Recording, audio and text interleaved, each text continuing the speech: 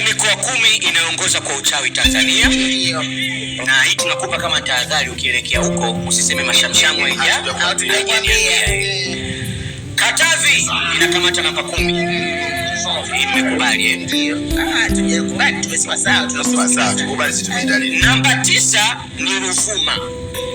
Mkoa wa Ruvuma. Ruvuma kuna Songea, si ndio?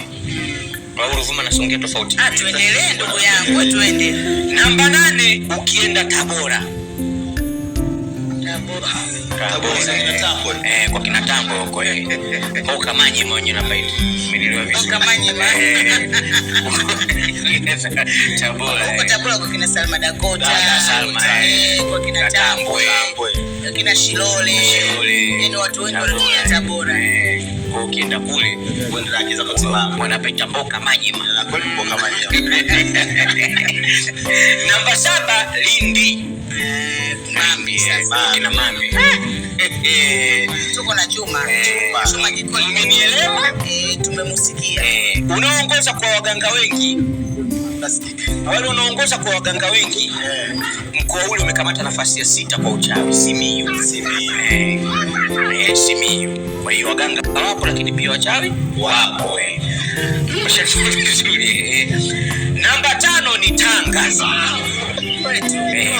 Sehemu gani pale Tanga? Sisi tumewazidi mpaka Katavi. Sisi wangapi? Tanga wa namba 5. Katavi wa 10. Tumeshuka.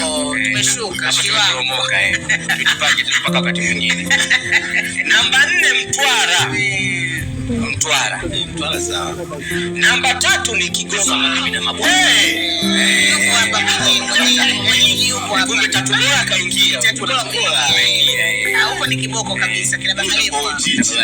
Namba 2 ni Rukwa na namba 1 mabibi na mabwana ni Shinyanga. Ndio kunaongoza pia kwa waganga. Waganga wachawi sema. Waganga wachawi na waganga. Kwa utachagua wewe hapa.